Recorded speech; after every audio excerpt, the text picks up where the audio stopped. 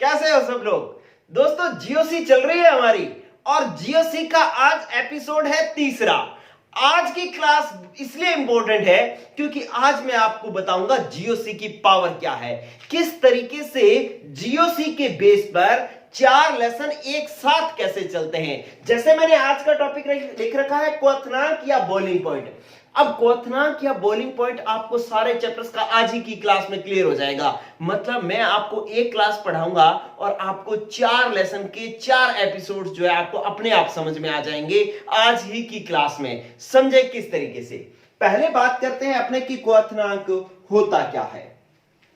क्वथनांक की बात करें तो आपने पढ़ा होगा कि वह ताप जिस पर कोई द्रव वाष्प में बदलता है, वह ताप जिस पर कोई द्रव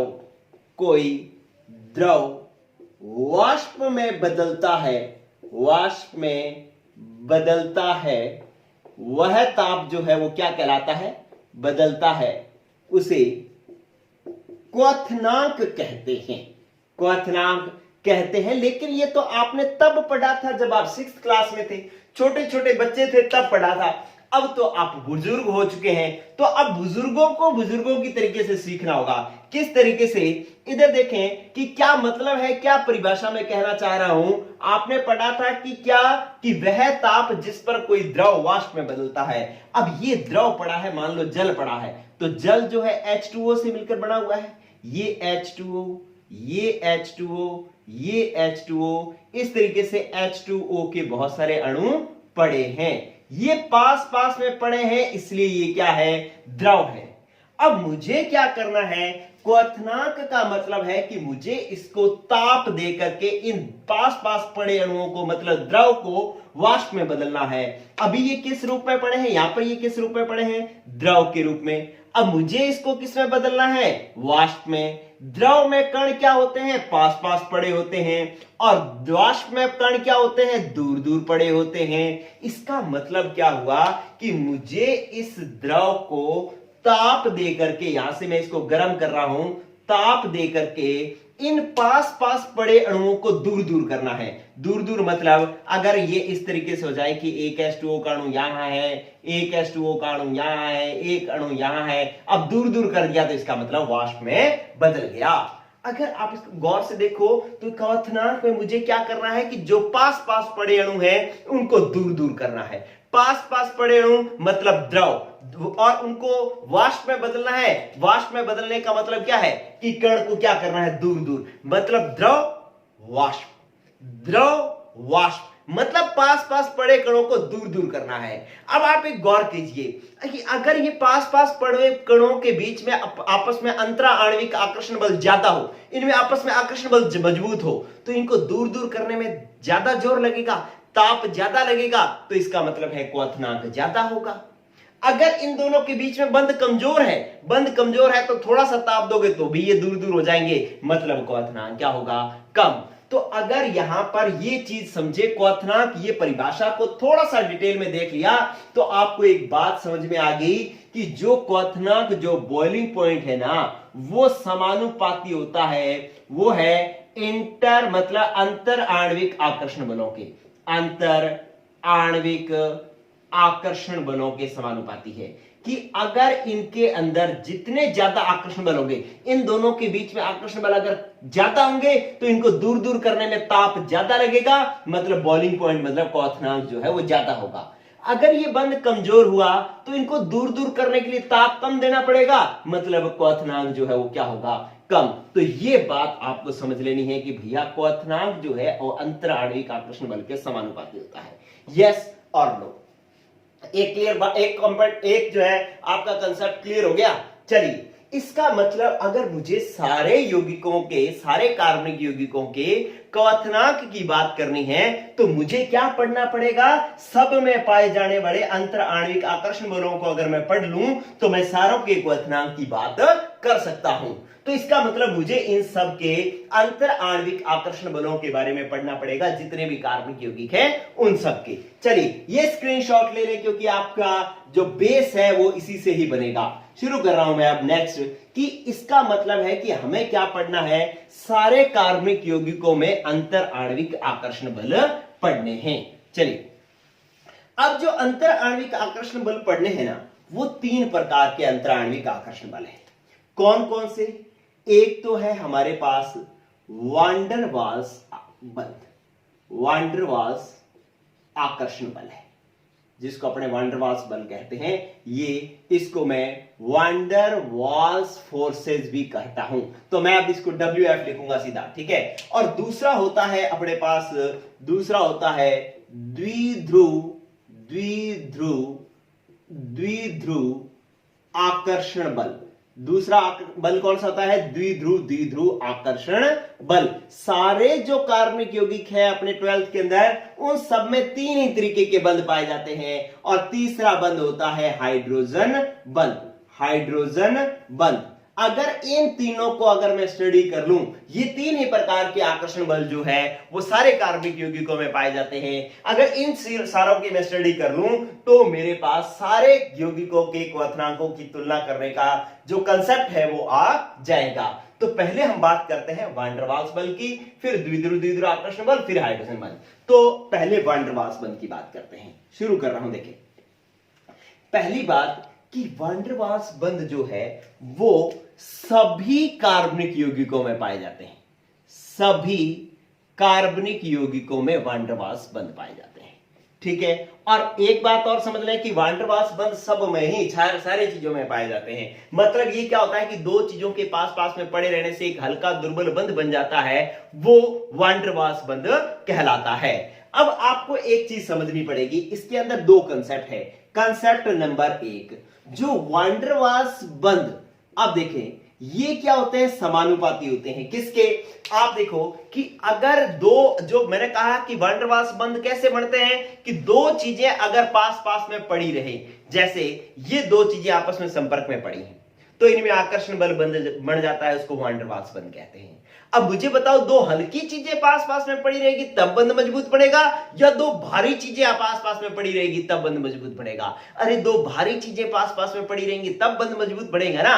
तो इसका मतलब है कि वांडर वाल आकर्षण बल जो होते हैं, वांडर वाल फोर्सेस जो होते हैं, वो अणु भार के समानुपाती होते हैं। जितना ज्यादा अणु भार होगा वांडर वाल्स बंध उतने ही ज्यादा मजबूत बनेंगे, और बंध मजबूत बढ़ते हैं तो आपको पता है कि क्वथनांक फिर क्या होता है? ज्यादा होता है। इसका मतलब वांडर वाल्स बंध समानुपाती है अणु भार के, और अणु भार समानुपाती हो गया किसके? क्वथनांक के। जैसे मैंने एक उदाहरण लिख दिया, अगर आपसे ये पूछ लिया जाए कि भाई मैंने लिखा CH3Cl मतलब क्लोरोमेथेन, और एक मैंने लिख दिया CH3CH2CH2Cl, इन दोनों में से किसका क्वथनांक अधिक होगा? ऐसा अगर क्वेश्चन करने के लिए दे दिया जाए, तो आप समझ गए कि भाई इसके अंदर कोई भी अणु है उनमें वांडर वाल्स बंध तो पाया जाएगा, और वांडर वाल्स बंध की प्रकृति है कि अणु भार के समानुपाती होता है। इसका भार ज्यादा है क्योंकि ये बड़ा अणु है, ये छोटा अणु है, इसका भार कम है, तो इसमें वांडर वाल्स बंध ज्यादा बनेंगे। वांडर वाल्स बंध ज्यादा बनेंगे तो इसका क्वथनांक ज्यादा होगा। एक बात आपको क्लियर हुई?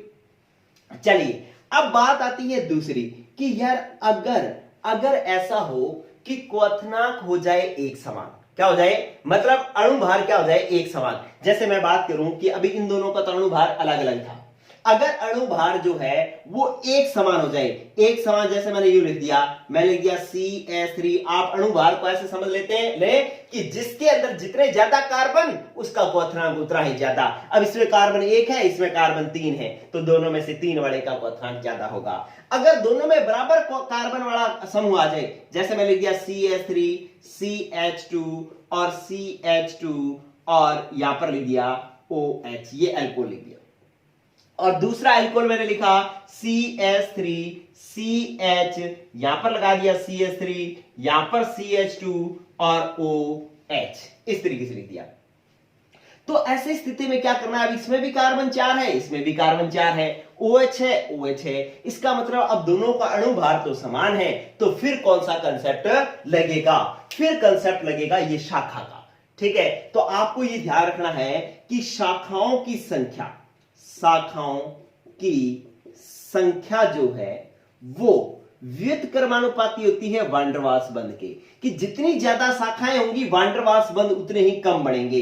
क्यों? क्योंकि इसका देखो ये सतही क्षेत्रफल ज्यादा है, पृष्ठीय क्षेत्रफल ज्यादा है, और इसका पृष्ठीय क्षेत्रफल क्या है? कम। इसके तीन इतना इस पृष्ठीय क्षेत्रफल है, इसका पृष्ठीय क्षेत्रफल इतना है, तो इसका मतलब है कि इसके अंदर जो है वान डेर वाल्स बंध मजबूत बढ़ेंगे तो इसका क्वथनांक ज्यादा होगा। इसमें शाखा निकल जाने से इसके शाखाओं की संख्या निकल गई तो वान डेर वाल्स बंध क्या हो गए? कमजोर, क्योंकि इसका पृष्ठीय क्षेत्रफल जो है वो क्या हो गया? कम। तो वान डेर वाल्स बंध कमजोर बन गए तो क्वथनांक भी क्या होगा? कम होगा, क्योंकि बंध के जो है क्वथनांक जो है वो समानुपाती होता है। बंध कमजोर बन रहे हैं तो क्वथनांक भी कम होगा।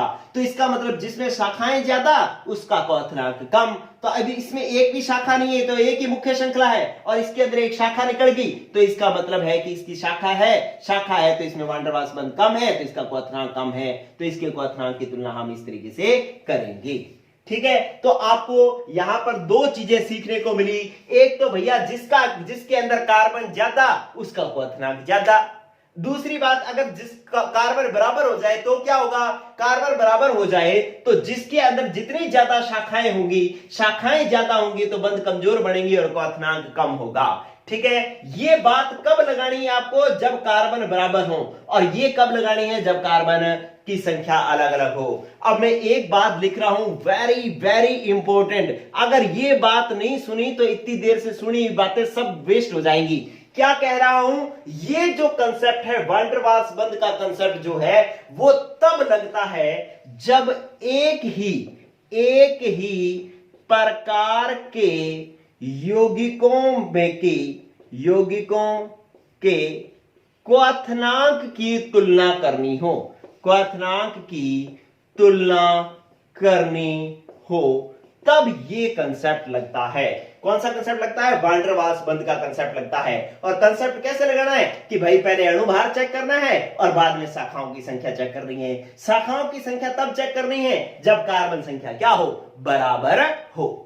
ठीक है, अब मैं इसको अप्लाई करवाता हूं। आप पहले इसका स्क्रीनशॉट ले लें, अब मैं इसको अप्लाई करवाता हूं। जैसे एक आप इसका स्क्रीनशॉट ले लें, अब मैं इसको अप्लाई करवाता हूं। चलिए देखो, जैसे आपको यूं कह दिया जाए, पहला क्वेश्चन, एक पहले जरूरी सूचना समझें, सुने क्या, कि आपको पता है कि YouTube का मतलब है ऑल इंडिया।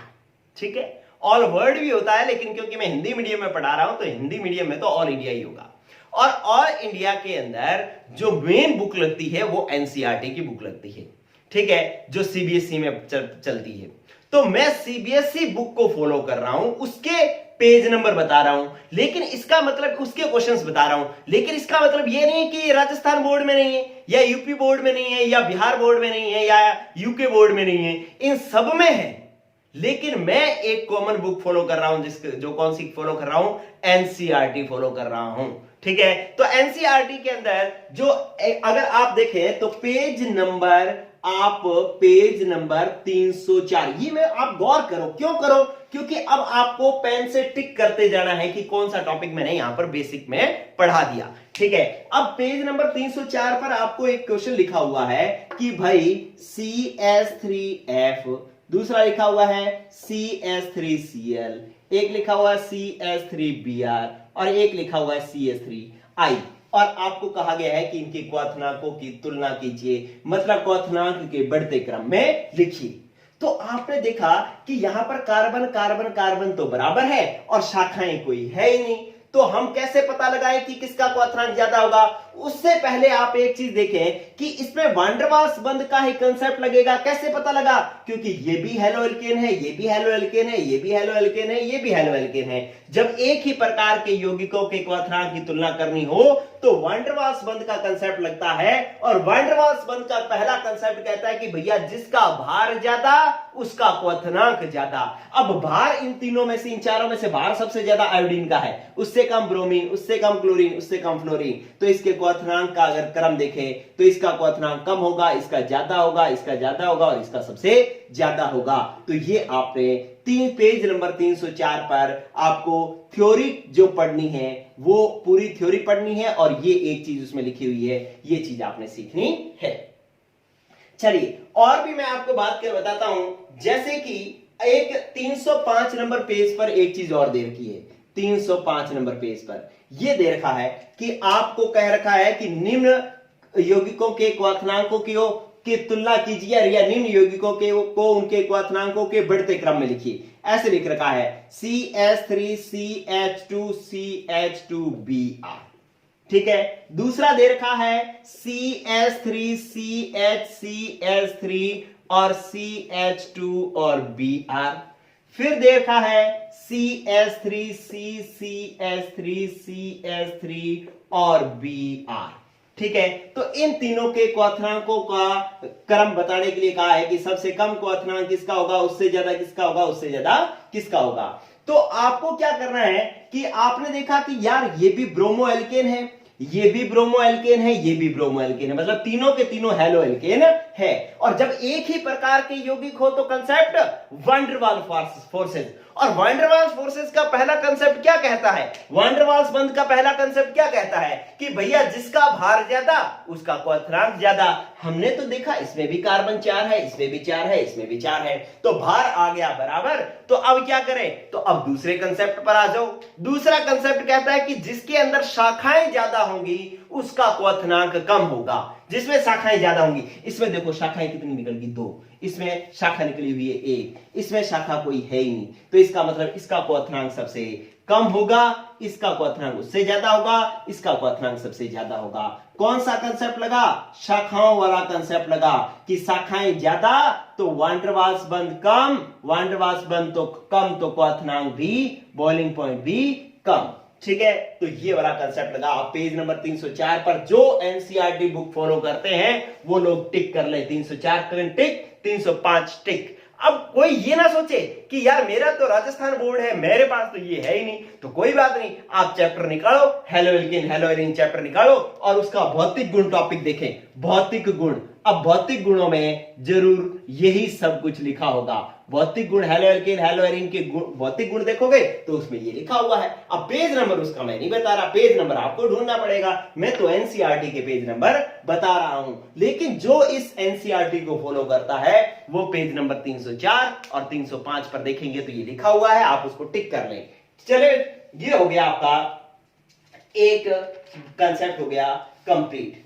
एक और देखें कि पेज नंबर 342 पर, चले ये मैं साफ कर रहा हूं, आपको समझ में आ रहा है कि यार मैंने बात की वैन डर वाल्स फोर्सेस जो 12th में नहीं है वो 11th की बात थी, लेकिन आज मैंने इस कंसेप्ट को सीख करके और मैं इस पर सॉल्व होने वाले प्रश्नों को कर रहा हूं।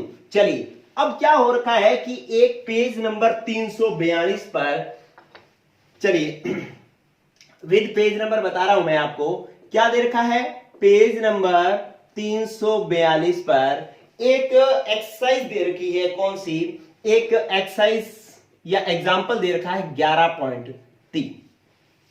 ठीक है, 11.3 में क्वेश्चन दे रखा है कि निम्न को क्वथनांक के बढ़ते क्रम में लिखो। निम्न को क्वथनांक के बढ़ते क्रम में लिखो। ठीक है, ये आपको क्वेश्चन दे रखा है और ऑप्शन दे रखे हैं। एक दे रखा है पेंटेन 1 ऑल, पेंटेन 1 ऑल।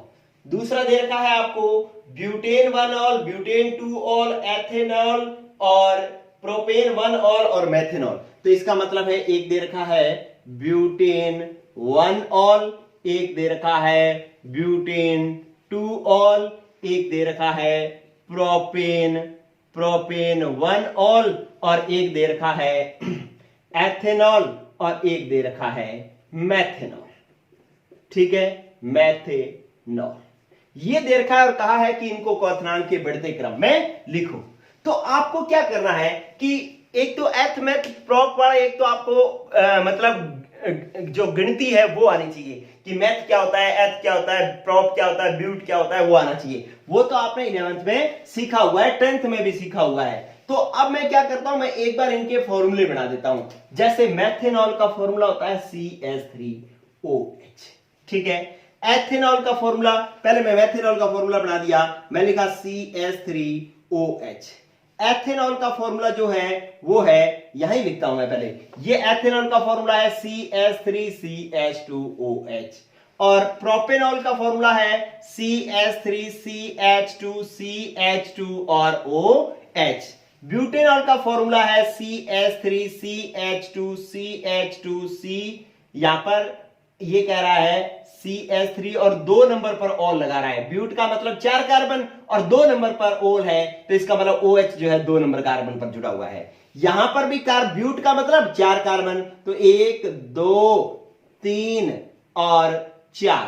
लेकिन अब ये क्या कह रहा है, 1 ऑल, मतलब 1 नंबर कार्बन पर OH जुड़ा हुआ है, तो ये हो गया ब्यूटेन 1 ऑल। अब ये पेंटेन 1 ऑल कह रहा है, तो इसका मतलब कार्बन कितने हैं, 5, 1 2 3 4 और 5, और 1 नंबर पर OH जुड़ा हुआ है, तभी तो ये 1 ऑल है। ठीक है, तो अब मैंने इनके सूत्र लिख दिए, तो अब आपको पता लग जाना चाहिए क्या, कि पहले तो आप चेक करो कि इसमें वांडरवाल फोर्सेस का, वांडरवाल्स बल का कंसेप्ट लगेगा या नहीं लगेगा। मैंने देखा ये भी OH है, ये भी OH, OH, OH, सारे OH वाले यौगिक है, सारे ही एल्कोहल है, सारे ही एल्कोहल है, तो इसका मतलब सारे एक जैसे यौगिक होते हैं, तो क्वथनांक की तुलना के लिए कौन सा कंसेप्ट, वांडरवाल्स बल का कंसेप्ट। और वांडरवाल बल का क्या कंसेप्ट है, वांडरवाल बल का कंसेप्ट ये है कि भैया जिसका भार ज्यादा उसका क्वथनांक ज्यादा। तो अब देखें सबसे कम भार किसका है, सबसे कम भार तो ये रहा, मेथेनॉल का भार सबसे कम है, 1 कार्बन है, फिर 2 कार्बन है इसका, फिर 3 कार्बन है इसका। पहले इन तीनों को मैं लिख लेता हूं,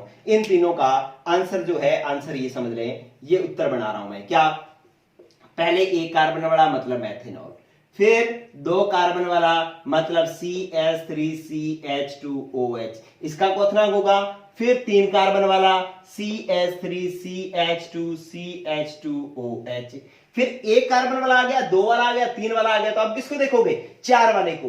अब 4 वाला इनमें कौन सा है, 1 2 3 4, इसमें भी 4, 1 2 3 4, इसमें भी 4। अब दोनों 4 4 वाले हैं, तो जब समान कार्बन वाला समूह आ जाता है तो वांडरवाल फोर्सेस का कौन सा कंसेप्ट लगता है, शाखाओं वाला, जिसमें शाखा ज्यादा उसका क्वथनांक कम।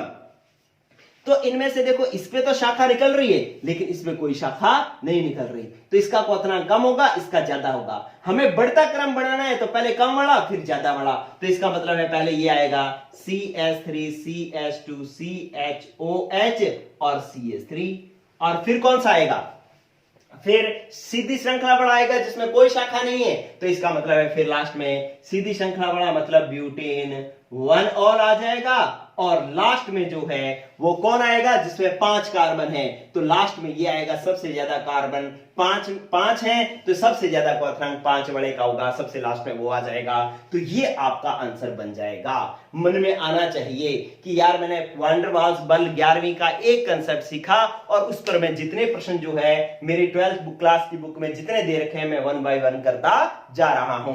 ठीक है, और यही पावर है किसकी, GOC की। चलिए अब बात करते हैं अपने नेक्स्ट, एक जो है ये तो हो गया आपका कंप्लीट।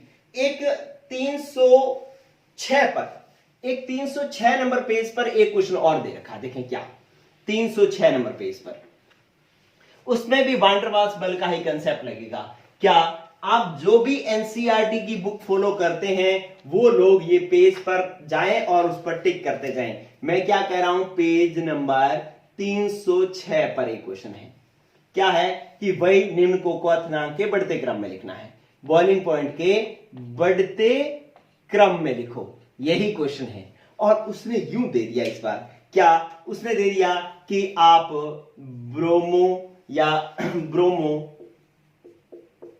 मैथिन, आपको दूसरा दे दिया ब्रोमो होम, और एक दे दिया आपको, कह दिया डाइब्रोमो मैथेन, एक ये दे दिया फॉर्मूला, और bromo methane, bromo ethane, bromo foam हो गया, और एक हो गया आपके पास क्लोरोमैथेन। ठीक है, और आपको कह दिया इनको क्वथनांक के बढ़ते क्रम में लिखो। तो दोस्तों पहले क्या करना पड़ेगा, आपको इनके सूत्र देखने पड़ेंगे। ये सूत्र तो जब मैं नामकरण करवाऊंगा इनके, तब आपको सूत्र बनाने आ जाएंगे, लेकिन एक बार अगर मैं सूत्र लिख दूं तो क्या आप इनको क्वथनांक के बढ़ते क्रम में बढ़ा दोगे क्या। मैं एक बार सूत्र लिखता हूं, ब्रोमोमेथेन का फॉर्मूला होता है CH3Br, मतलब मेथेन का मतलब एक कार्बन, ब्रोमो मतलब Br। अब ब्रोमोफॉर्म, जैसे क्लोरोफॉर्म होता है वैसे ब्रोमोफॉर्म है। ब्रोमोफॉर्म का सूत्र होता है CHBr3। क्लोरोफॉर्म का CHCl3 होता है, ब्रोमोफॉर्म का CHBr3 होता है। डाइब्रोमोमेथेन, डाइब्रोमोमेथेन का मेथेन का मतलब एक कार्बन होगा, डाइब्रोमो का मतलब कितने ब्रोमीन जुड़े होंगे, 2। फिर अपने पास है क्लोरोमेथेन, मेथेन का मतलब एक कार्बन और क्लोरो का मतलब एक क्लोरीन जुड़ा हुआ है। तो अब ये 4 यौगिक है, इनको क्वथनांक के बढ़ते क्रम में लिखना है। तो क्वथनांक के, अब देखो ये भी halo alkane, halo alkane, halo alkane, halo alkane, सारे के सारे हेलो एल्केन है। आप अब समझ रहे हो, जो मैंने दूसरा एपिसोड बताया है ना, उसका काम यहां पर आ रहा है। ठीक है, ये सारे के सारे हेलो एल्केन है, ये आपको समझ में आएगा कब, जब आपने पिछला एपिसोड देखा है। क्लियर? तो अब क्या है कि इन सारों को क्वथनांक के बढ़ते क्रम में लिखना है। सारे हेलो एल्केन हैं, सारे एक जैसे यौगिक होते हैं, तो वान डेर वाल्स बंध का कंसेप्ट लगता है। और वान डेर वाल्स बंध क्या कहता है, वही कि जिसका भार ज्यादा उसका क्वथनांक ज्यादा। अब इनमें से पहले सबसे कम क्वथनांक देखना है, तो सबसे कम भार वाला देखो, सबसे कम भार वाला कौन है, CH3Cl। तो ये आंसर मैं लिख रहा हूं, CH3Cl का क्वथनांक जो है वो सबसे क्या होगा, कम। उसके बाद CH3Br का, क्योंकि ब्रोमीन जो है वो क्लोरीन से भारी होती है। दोनों में कार्बन तो बराबर है, लेकिन क्लोरीन से ब्रोमीन भारी होती है, तो इसका अणुभार हो गया ज्यादा। अब देखें, ये भी ब्रोमीन वाला है, ये भी ब्रोमीन वाला है, इसमें 2 ब्रोमीन है, इसमें 3 ब्रोमीन है, तो 2 ब्रोमीन वाला पहले आ जाएगा और 3 ब्रोमीन वाला बाद में आएगा। तो इस तरीके से ये लो, वान डेर वाल्स बंध पर ये एक और आंसर हो गया कंप्लीट। 306 नंबर पेज पर ये क्वेश्चन आपको दे रखा था। ये हुआ कंप्लीट। और इसके बाद मैं आपको बात करता हूं, ये वान डेर वाल्स बंध की एक तरीके की बातें हो गई कंप्लीट। अब दूसरा जो मैंने बंध बताया था वो कौन सा बताया था, द्विध्रुव आकर्षण बल। ठीक है, इसको आप स्क्रीनशॉट ले लेना, पेज नंबर 306। ये वाला क्वेश्चन आपको दे रखा था, आपको इसका आंसर समझ में आ गया। चलिए, अब आपको क्या करना है कि दूसरे तरीके का बंध समझना है, कौन सा, द्विध्रुव आकर्षण बल। अब देखें कौन सा बंध है दूसरा, द्विध्रुव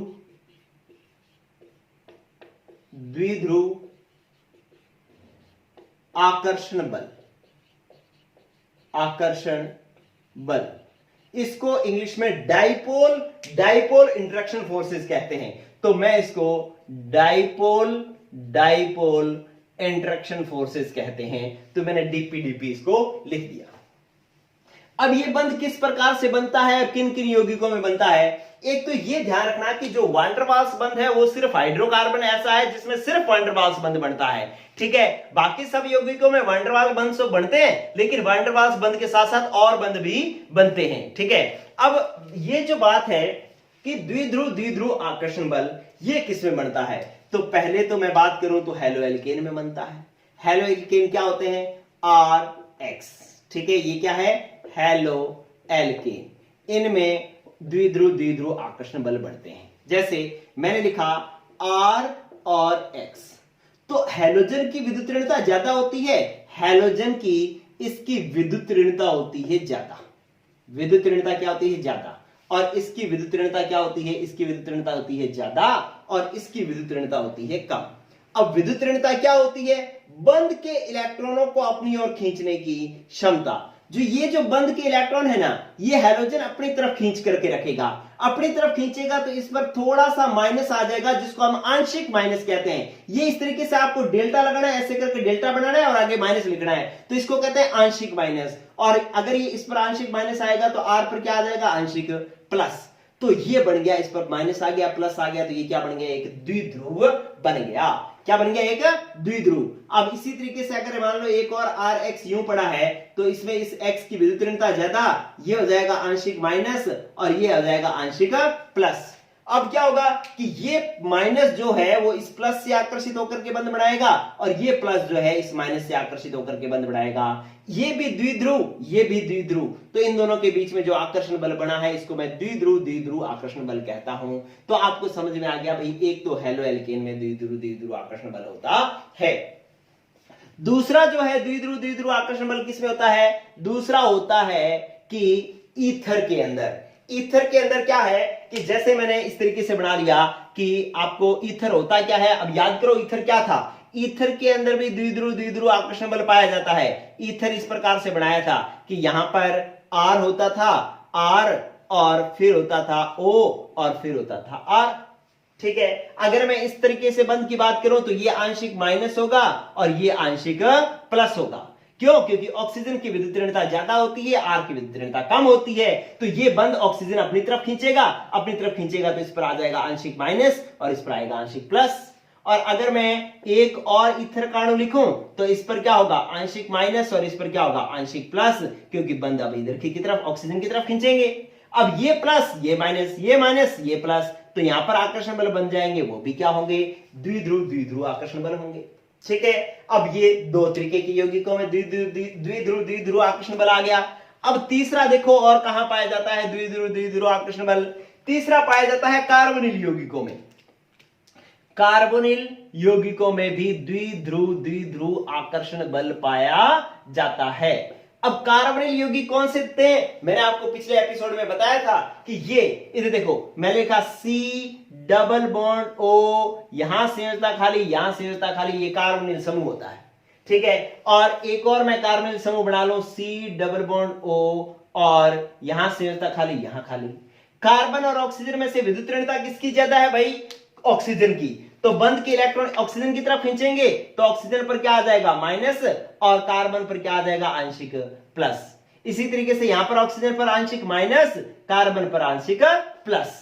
ठीक है, तो अब क्या होगा कि ये प्लस इस माइनस से आकर्षित होगा और ये माइनस जो है इस प्लस से आकर्षित होगा, तो इसको अपने कहेंगे द्विध्रुव द्विध्रुव आकर्षण बल। क्योंकि ये देखो प्लस माइनस द्विध्रुव बन गया, डाइपोल बन गया, ये भी द्विध्रुव बन गया, तो इन दोनों में आकर्षण बल है वो द्विध्रुव द्विध्रुव आकर्षण बल है। ठीक है, तो इस प्रकार से ये द्विध्रुव द्विध्रुव आकर्षण बल तीन चीजों में पाया जाएगा, एक हैलो एल्केन में, ईथर में और कार्बोनिल यौगिकों में। ठीक है, तो इसके आधार पर अपने इनके क्वथनांकों की तुलना कर सकते हैं। आपको गौर क्या करना है? गौर ये करना है, अच्छे से देखें इधर, कि इन तीनों के अंदर अगर आप देखें तो जो हैलो एल्केन है, हैलो एल्केन, इसके अंदर डाइपोल डाइपोल इंटरेक्शन कम होती है, ईथर में इससे ज्यादा होती है, और कार्बोनिल यौगिक एक तो होते हैं एल्डिहाइड और एक होते हैं कीटोन, तो पहले एल्डिहाइड में होता है और फिर कीटोन में होता है। तो इसका मतलब इनके क्वथनांकों की तुलना अगर कभी करनी पड़े तो सबसे कम क्वथनांक इनमें हैलो एल्केन के होंगे, फिर ईथर का होगा, फिर एल्डिहाइड का होगा और फिर कीटोन का होगा। ध्यान रखना इनके अणु भार लगभग समान होने चाहिए, अणु भार लगभग जो है वो क्या होने चाहिए? समान। ठीक है, तो अगर आप एक चीज सीख गए कि अगर तो एक ही तरीके के अणुओं की क्वथनांकों की तुलना करनी हो, मान लो सिर्फ हैलो एल्केन की करनी हो तो वान डेर वाल्स बंद वाला कंसेप्ट लगाएंगे, लेकिन हैलो एल्केन की ईथर के साथ करनी हो, हैलो एल्केन की एल्डिहाइड कीटोन के साथ करनी हो, तब जो है द्विध्रुव द्विध्रुव आकर्षण बल का कंसेप्ट लगेगा, और इन सारों में ये क्वथनांक का ये क्रम रहेगा। आपको इस चीज को सीखना है तो एक तो आप एल्डिहाइड कीटोन वाला ये जो है ना, इसके लिए आपको थ्योरी पढ़नी पड़ेगी। पेज नंबर 372 की जो थ्योरी है वो आपको पढ़नी है, कार्बोनिल यौगिकों के क्वथनांक वाला। ठीक है, जिसके पास मतलब एनसीईआरटी बुक नहीं है, मान लो राजस्थान बोर्ड है, तो उसको कौन सा पेज नंबर पढ़ना है कि एल्डिहाइड कीटोन वाला लेसन में जाना है और एल्डिहाइड कीटोन का जो भौतिक गुण दे रखा है उसकी थ्योरी ये पढ़नी है। आपको यहां पर ये बात समझ में आ जाएगी। ठीक है, अब चलते हैं अपने नेक्स्ट, क्या कि आपको इसमें से कुछ क्वेश्चंस नहीं करने हैं, क्योंकि क्वेश्चंस अपने एक आप इकट्ठे करेंगे हाइड्रोजन बंध वाला कंसेप्ट समझ करके, उसके बाद ये वाली बात आपको सीखनी है, ये याद कर लेनी है अच्छे से। किसी को ये बात समझ में आए ना आए, लेकिन ये लाइन हर किसी को याद होनी चाहिए, तभी क्वेश्चन सॉल्व होंगे। चलिए अब अपने बात करते हैं तीसरे तरीके के बंध की, जिसका नाम था हाइड्रोजन बंध। साफ कर रहा हूं मैं इसको। चलिए देखो, अब अपने को बात करनी है हाइड्रोजन बंध की। हाइड्रोजन बंध, ये सारों का स्क्रीनशॉट आप लेते रहना। चलिए अब बात कर रहे हैं हाइड्रोजन बंध की। हाइड्रोजन बंध, इसको अपने H बॉन्ड कहते हैं, हाइड्रोजन बॉन्ड कहते हैं। ठीक है, बनता कैसे है पहले ये समझ लें। जैसे मैंने लिखा हाइड्रोजन बंध कैसे बनता है, मैंने लिखा H O और H। ठीक है, ये जल पड़ा था H2O है, एक और जल का अणु मैंने बना लिया H2O, ये लो H2O, ये H2 और एक O। ऐसे और भी अणु पड़े हैं, लेकिन इन दोनों में मैं बंध समझा रहा हूं। पहले क्या हुआ कि हाइड्रोजन और ऑक्सीजन में विद्युत ऋणता किसकी ज्यादा भाई, ऑक्सीजन की। बंध किधर की तरफ खिसकेगा, O की तरफ। O की तरफ खिसकेगा तो माइनस किस पर आएगा, O की तरफ। और इलेक्ट्रॉन O की तरफ जा रहे हैं तो H पर क्या आ जाएगा, आंशिक प्लस। इसी प्रकार से ये बंध भी इधर की तरफ खींचेगा, O पर आंशिक माइनस, H पर आंशिक प्लस। ठीक है, अब ऑक्सीजन भी अधिक विद्युत ऋणी, ये ऑक्सीजन भी अधिक विद्युत ऋणी, दो अधिक विद्युत ऋणी परमाणुओं के बीच में हाइड्रोजन आ जाएगा तो यहां पर एक दुर्बल बंध बढ़ जाएगा। इसी दुर्बल बंध को मैं हाइड्रोजन बंध कहूंगा। ठीक है, तो ये बात आपको समझनी है कि जब दो अधिक विद्युत ऋणी परमाणुओं के बीच में हाइड्रोजन आ जाए तो हाइड्रोजन बंध का निर्माण होता है। क्या कि जब दो अधिक विद्युत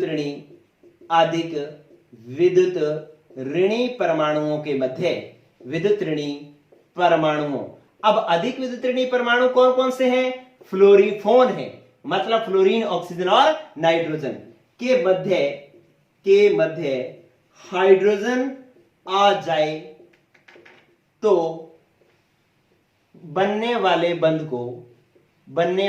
को हाइड्रोजन बंध कहते हैं।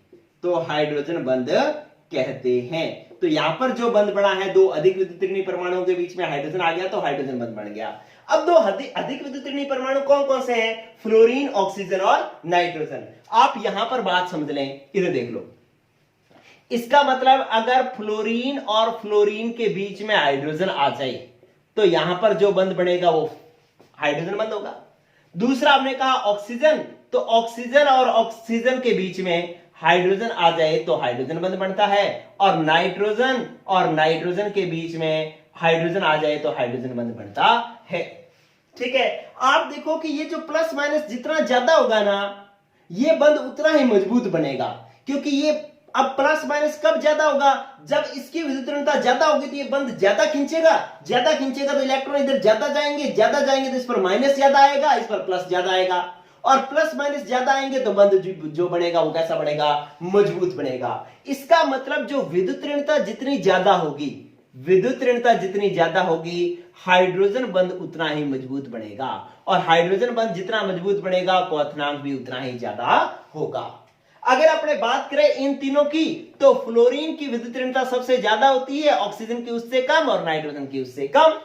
तो इसका मतलब इसमें बढ़ने वाले हाइड्रोजन बंध सबसे मजबूत होंगे, इसमें और कमजोर होंगे और इसमें और कमजोर होंगे।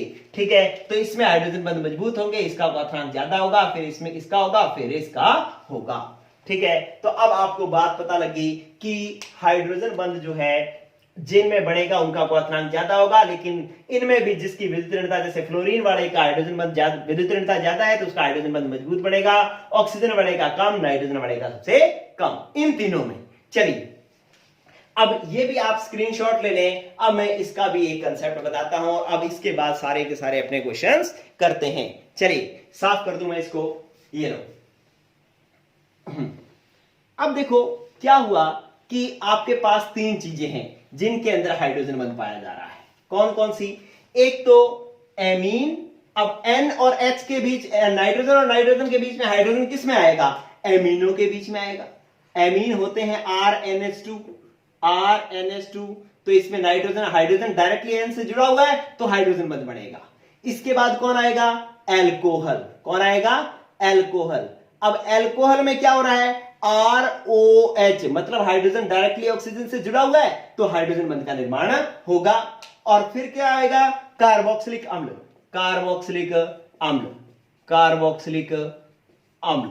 ठीक है, कार्बोक्सिलिक अम्लों में हाइड्रोजन बंध बढ़ेगा कैसे, RC≡OOH, ये कार्बोक्सिलिक अम्ल होता है। अब देखो ये वाला हाइड्रोजन ऑक्सीजन से डायरेक्टली जुड़ा हुआ है तो यहां पर भी हाइड्रोजन बंध का निर्माण होगा। लेकिन यहां पर इससे एमीन से एल्कोहल में हाइड्रोजन बंध मजबूत बनेगा और एल्कोहल से कार्बोक्सिलिक अम्ल का हाइड्रोजन बंध ज्यादा मजबूत बनेगा। अब इन दोनों में से कम क्यों बनेगा, एमीन का कम बनेगा, ऑक्सीजन का ज्यादा क्यों बनेगा, क्योंकि नाइट्रोजन की विद्युत ऋणता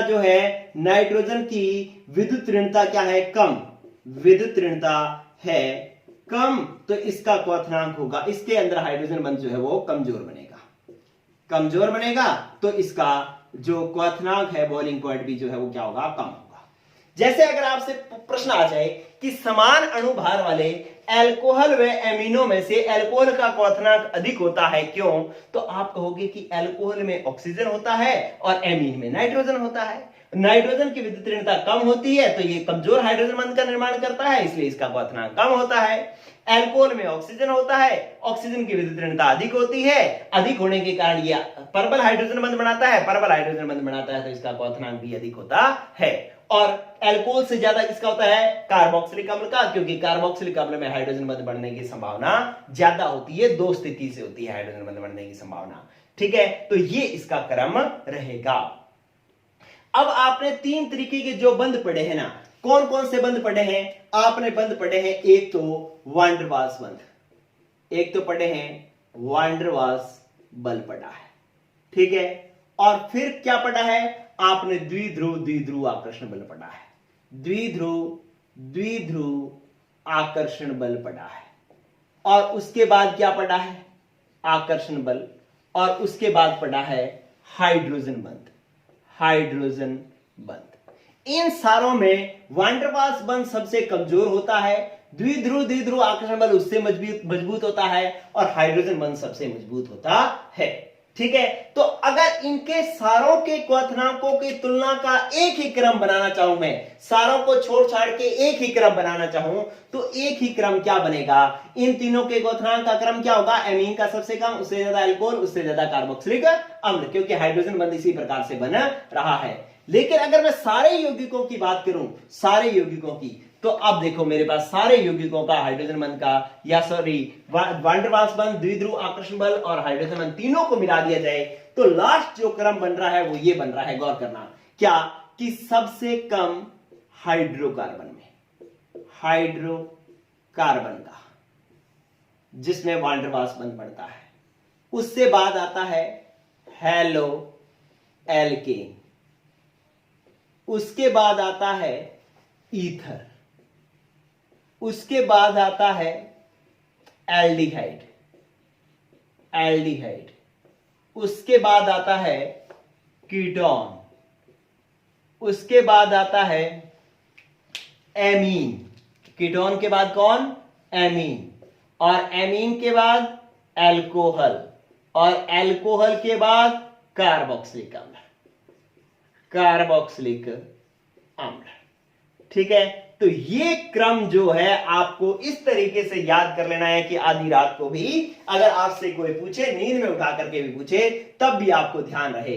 इसको किस तरीके से समझना है कि इसके अंदर सिर्फ वान डर वाल्स फोर्सेस होते हैं, इनके अंदर सब के अंदर यहां तक डायपोल डायपोल इंटरेक्शन होते हैं, डायपोल डायपोल इंटरेक्शन मतलब द्विध्रुव आकर्षण बल होते हैं, और इन तीनों के अंदर हाइड्रोजन बंध होते हैं। ठीक है, हाइड्रोजन बॉन्ड होते हैं, इन तीनों के अंदर हाइड्रोजन बॉन्ड होते हैं, हाइड्रोजन बॉन्ड। ठीक है, इसलिए इन तीनों का क्वथनांक सबसे ज्यादा है, ये घटता क्रम है, अगर यूं चलो तो ये बढ़ता क्रम है। ये क्रम आपको हमेशा याद रहेगा, तो अब आप सारे ही प्रश्न कर सकते हैं। चलिए मैं आपको सारे क्वेश्चन करवा देता हूं अभी। चलिए अब आपको जैसे क्या करना है कि एक तो आपने जो हाइड्रोजन बंध वाला कंसेप्ट पढ़ा है, उसके लिए पेज नंबर 341 की जो थ्योरी है, इस हाइड्रोजन बंध वाले के लिए एक तो पेज नंबर 341 की जो थ्योरी है वो आपको पढ़नी है, और कोई चीज नहीं समझ में आए तो मुझसे कमेंट बॉक्स में पूछनी है। चलिए फिर मैं आपको क्वेश्चन करवाता हूं। जैसे आपको पेज नंबर 342, इधर देखें, पेज नंबर 342 पर एग्जाम्पल नंबर, आपको एक्सरसाइज का एक क्वेश्चन दे रखा है 11.3, और उसका दूसरा क्वेश्चन दे रखा है, पहला क्वेश्चन मैंने पहले करवा दिया अभी, दूसरा क्वेश्चन दे रखा है कि निम्न को क्वथनांकों के बढ़ते क्रम में लिखिए, और दे रखा है एक तो पेंटेन 1 ऑल, पेंटेन 1 ऑल, एक दे रखा है आपको उसने कि एन ब्यूटेन, और एक दे रखा है आपको उसने कि पेंटेनेल, और एक दे रखा है आपको एथॉक्सी एथेन।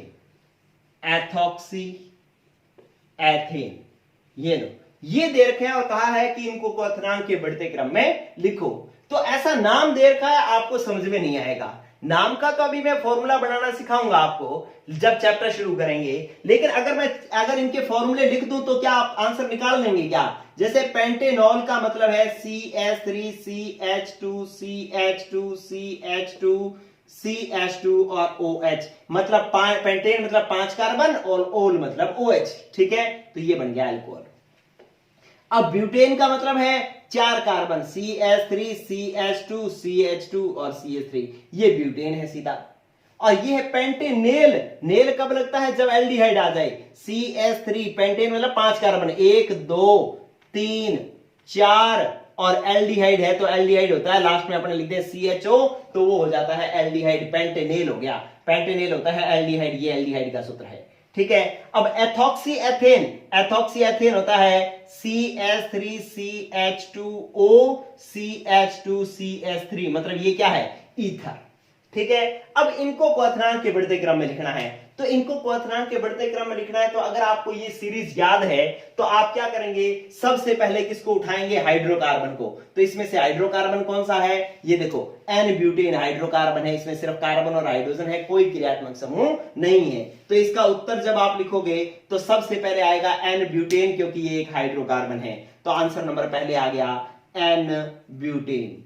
फिर क्वथनांक के बढ़ते क्रम में दूसरे नंबर पर क्वथनांक किसका आएगा? हेलो एल्केन का। तो इसमें मैंने देखा कहीं भी हेलो एल्केन नहीं है, हेलोजन कहीं भी नहीं जुड़ा हुआ, तो वो नहीं आएगा।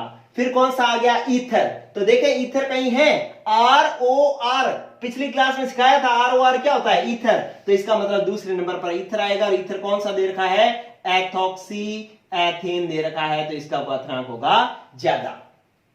चलिए, अब इसके बाद ईथर के बाद आता है एल्डिहाइड, तो पेंटेनेल एल्डिहाइड होता है, ये देखो मैंने एल्डिहाइड का सूत्र लिख रखा है, तो इसका मतलब हो जाएगा आपके पास पेंटेनेल जो है वो आ जाएगा।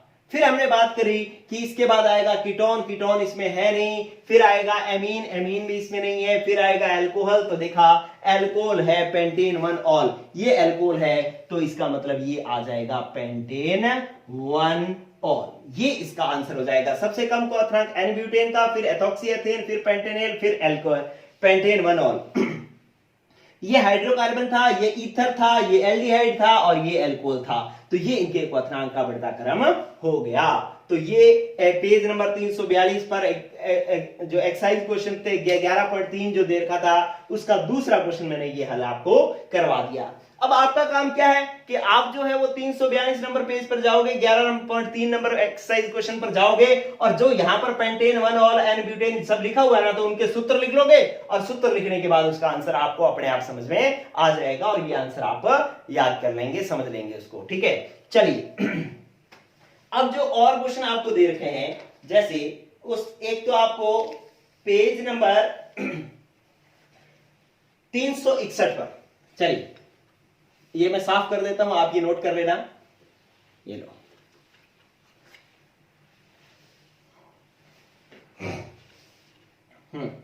अब बात कर रहे हैं अपने पेज नंबर 361 पर। क्या दे रखा है? एक क्वेश्चन दे रखा है, एक्सरसाइज क्वेश्चन, जो पीछे अभ्यास प्रश्न, जो पीछे पीछे बुक के पीछे जो प्रश्न दे रखे होते हैं ना, वो 11.4 नंबर एक प्रश्न दे रखा है। और प्रश्न ये कह रहा है प्रोपेनॉल का क्वथनांक, जैसे क्वेश्चन दे रखा है प्रोपेनॉल, नॉल मतलब क्या हो गया? एल्कोहल का क्वथनांक जो है हाइड्रोकार्बन एन ब्यूटेन से अधिक होता है, क्यों?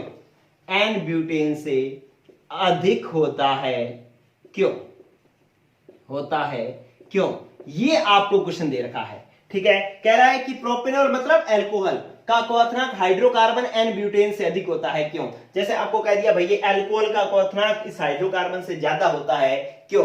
पहले मेरे को ये जो आप थंब का निशान भेज दें, जिन जिन को पता लग गया कि ये इसका आंसर क्या होगा, जिसको पता लग गया वो थंब का निशान भेज दें। तो आप क्या कहेंगे कि हाइड्रोकार्बन में, आंसर लिखेंगे हाइड्रोकार्बन में क्या होता है, सिर्फ वैन डर वाल्स बंद होते हैं। लेकिन प्रोपेनॉल में क्या होता है, ROH होने की वजह से, ऑक्सीजन होने की वजह से इसके अंदर हाइड्रोजन बंद पाया जाता है, और हाइड्रोजन बंद जो है वो प्रबल होता है वैन डर वाल्स बंद की तुलना में। इसलिए प्रोपेनॉल का क्वथनांक जो है वो हाइड्रोकार्बन से या ब्यूटेन से जो है वो क्या होता है, ज्यादा। ठीक है, तो इसका आंसर होगा हाइड्रोजन बंध के कारण। तो इस तरीके से ये आपको आंसर देना था। चलिए अब और क्वेश्चन देखें। जैसे आपको क्या रखा है कि पेज नंबर 373 पर 12.4 नंबर एक क्वेश्चन दे रखा है। 373 पर 12.4 नंबर क्वेश्चन दे रखा है। चलिए इसको मैं साफ कर देता हूं। देखें, आप इसका स्क्रीनशॉट लेते जाना, ये क्वेश्चन सारे आपको लिखने हैं। आप पेज नंबर लिख लो, आंसर लिख लो, और आप उस क्वेश्चन पर जाकर के बुक में देख करके उसको और आप तैयार कर सकते हैं, अपने नोट्स बना सकते हैं। चलिए पेज नंबर है 373 और क्वेश्चन नंबर है 12.4। और 12.4 में आपको क्या एग्जाम्पल है, ये एग्जाम्पल उदाहरण दे रखा है, 12.4 उदाहरण, उसको देखना है आपको। और उसके अंदर क्वेश्चन दे रखा है कि 4 चीजें दे रखी है और कहा है कि इनको क्वथनांक के बढ़ते क्रम में लिखो। जैसे आपको एक दे दिया CH3, इसके फॉर्मूले दे रखे हैं CH3 CH2 CH2 CHO। 4 ही है कार्बन इसके अंदर, ये लो CHO। फिर आपको दे रखा है CH3 CH2 CH2 CH2OH, और एक दे रखा है CH3 CH2 OCH2 CH3, और फिर दे रखा है CH3 CH2 CH2 CH2 और CH3। ठीक है, अब आपने देखा कि यहां पर सारे इनको क्वथनांक के बढ़ते क्रम में लिखना है।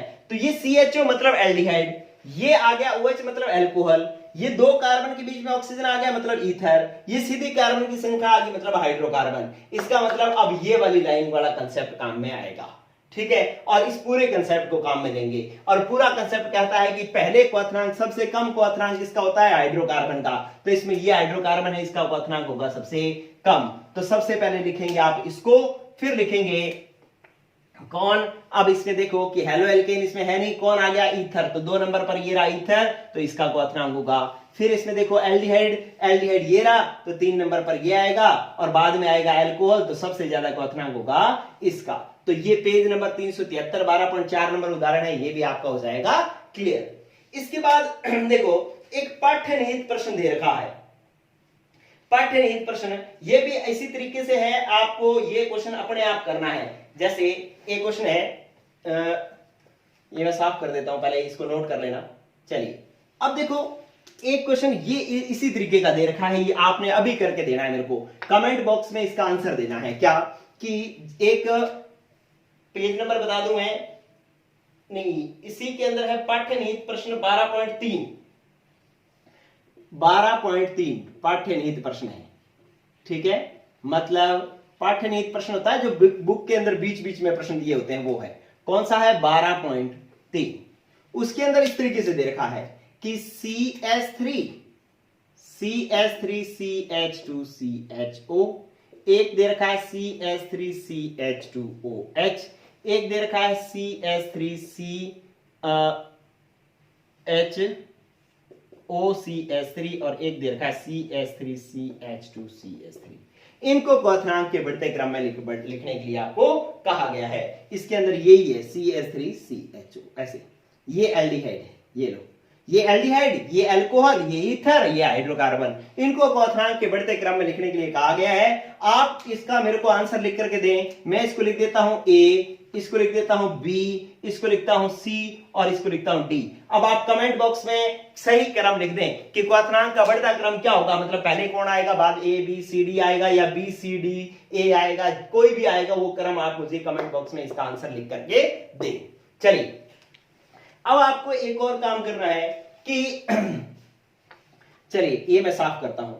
अब आपको एक एमीन का कंसेप्ट समझना है। एमीन का देखो, एमीन 3 तरीके के होते हैं।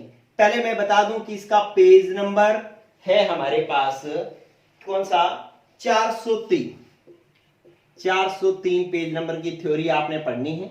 वो थ्योरी में क्या समझा रखा है कि 3 तरीके के एमीन है आपके पास। जैसे मैंने लिखा, एक तो है 1 डिग्री एमीन। 1 डिग्री एमीन क्या होता है, RNH2। और फिर होता है 2 डिग्री एमीन, R और H। फिर होता है 3 डिग्री एमीन, RNRR। ठीक है, तो अब देखें यहां पर नाइट्रोजन के साथ 2 हाइड्रोजन बंध हैं, तो इसके अंदर हाइड्रोजन बंध बढ़ने की 2 संभावनाएं हैं। तो और इसके अंदर देखो एक ही हाइड्रोजन जुड़ा हुआ है, तो इसमें हाइड्रोजन बंध बढ़ने की 1 संभावना है। यहां पर नाइट्रोजन के साथ कोई हाइड्रोजन है ही नहीं, तो इसका मतलब यहां पर हाइड्रोजन बंध बढ़ने की संभावना है ही नहीं। ये कौन सा एमीन था, 1 डिग्री एमीन था, ये 2 डिग्री एमीन था, और ये था 3 डिग्री एमीन। तो 3 डिग्री एमीन के अंदर हाइड्रोजन बंध बढ़ने की संभावना ही नहीं है, तो इसका क्वथनांक होगा सबसे कम। इसके अंदर हाइड्रोजन बंध बढ़ने की संभावना ज्यादा है, 1 हाइड्रोजन है, तो इसका क्वथनांक होगा ज्यादा।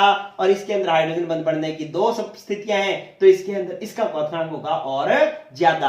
तो अगर आपसे पूछा जाए कि एमीनों को क्वथनांक के बढ़ते क्रम में लिखो, तो 1 डिग्री एमीन का क्वथनांक सबसे ज्यादा होगा, 2 डिग्री का उससे कम होगा, 3 डिग्री का सबसे कम होगा। कम का निशान मैं ऐसे लगा रहा हूं, ध्यान रखना, जिसकी तरफ मुंह बंद हो वो कम है, जिसकी तरफ मुंह खुला है वो ज्यादा है। तो 1 डिग्री का क्वथनांक ज्यादा है, 2 डिग्री का कम, 3 डिग्री का सबसे कम। ठीक है, तो इस तरीके से ये थ्योरी भी आपको पढ़नी है। और इस तरीके से सारे जो है वो क्वथनांक से संबंधित सारे क्वेश्चन मैंने आपको करवा दिए कंप्लीट। अब आप चाहे 10वें चैप्टर से लग जाओ, 13वें चैप्टर तक चले जाओ, क्वथनांक के जितने प्रश्न, जितनी थ्योरी, जितना कुछ भी दे रखा है सारा पढ़ डालो, आपको हर चीज समझ में आएगी, आप हर किसी का आंसर खुद से लिख पाओगे। ठीक है दोस्तों, तो ये है जीओसी की पावर की मैंने आपको एक देखो 3 बंध बताए, एक वैंडरवाल्स बंध, एक मैंने बताया द्विध्रुव आकर्षण बल, और एक हाइड्रोजन बंध। 3 बंध बताए हैं और एक ये लाइन बताई है ये वाली। इन 3 को सीख करके जो है आप इतने सारे काम कर सकते हैं। ठीक है दोस्तों, तो आज एक बहुत ही महत्वपूर्ण क्लास खत्म हुई आपकी। कल मैं आपको गलनांक और जल में विलेयता 2 टॉपिक एक साथ एक क्लास में करवा दूंगा। क्वथनांक आज के लिए इतना ही। ठीक है दोस्तों, गुड लक, पढ़ते रहो, बाय।